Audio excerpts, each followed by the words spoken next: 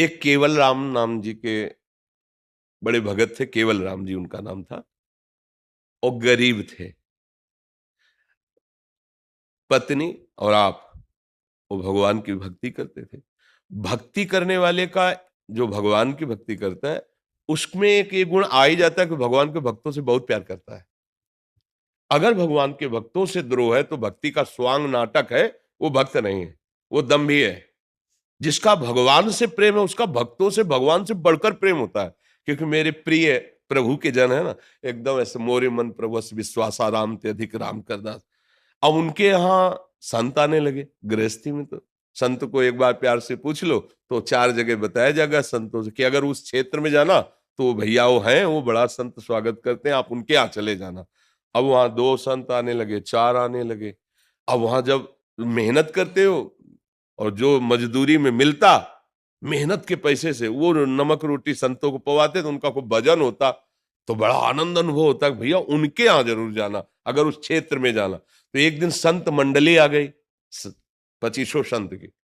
अब पति पत्नी ने विचार किया अब क्या होगा, हमारे पास इतना तो है नहीं कि, और संत भूखे चले जाए तो जीवन ही हमारा बेकार हो गया। तो पति ने कहा चिंता, केवल राम जी वो सब जगह गए कि अगर हमें उधार मिल जाए तो आज संतों का भोग लगा दे, फिर हम पटा देंगे, पर कोई गरीब को कोई जल्दी उधार भी नहीं देता।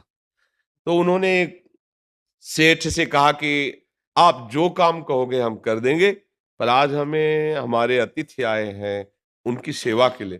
तो उन्होंने कहा हमें कुआं खुदवाना है, तुम खोद दोगे? बोले हमारे संतों के लिए तुम भोजन दे दो, हम कुआं खोद देंगे। तो घी चावल दाल ये सब खूब जाके भोग लगाया प्रभु का, और संतों को पवाया। एक रात संत रुके, सुबह चले गए, पति पत्नी दोनों फावड़ा लेकर के, तसला लेकर जहां बताया वहां कुआं खोदना शुरू किया।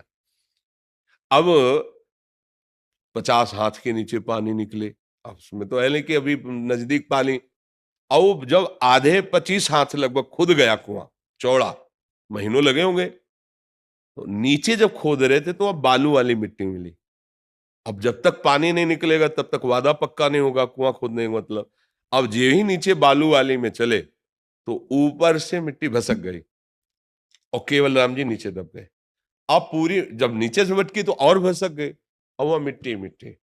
पत्नी चिल्लाने लगी, रोने लगी, और वो हर फावड़े में कहते थे राम, फिर डालते राम, राम राम कहकर तसला भरते, राम राम कह के डालते थे।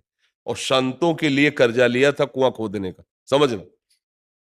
अब वो लोग दौड़े तो बोले, अब उस समय पुराने समय में कोई ये तो थी नहीं सूंड वाली, क्या उसे कहते हैं, जेसीबी, वो भाई आग ऐसे करे।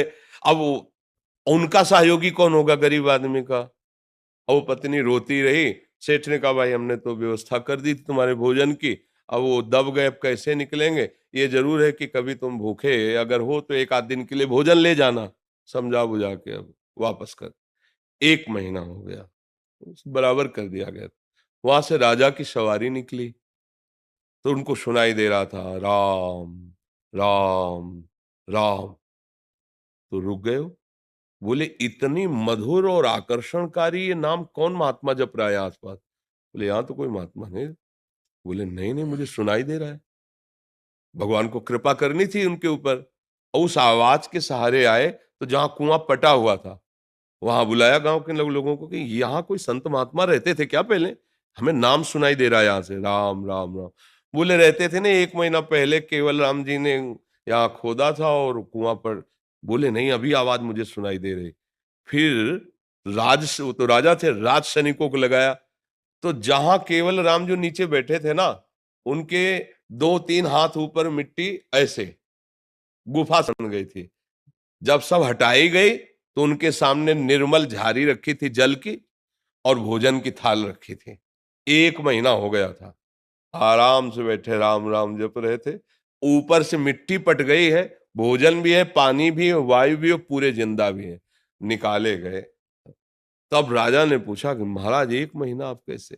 बोले जिनका नाम जप कर रहे थे वही आके पवा रहे थे, हमसे बातें करते, हमें कोई परेशानी नहीं थी, हम अकेले नहीं थे। हमारे ये, अब ये सुख अखिल कोटि ब्रह्मांडों का स्वामी प्रभु उनके समीप। अब ये तो संसारी आदमी जो मलिन बुद्धि वाला है, ऐसा कैसे हो सकता है, वो तो कहानी समझेगा ना।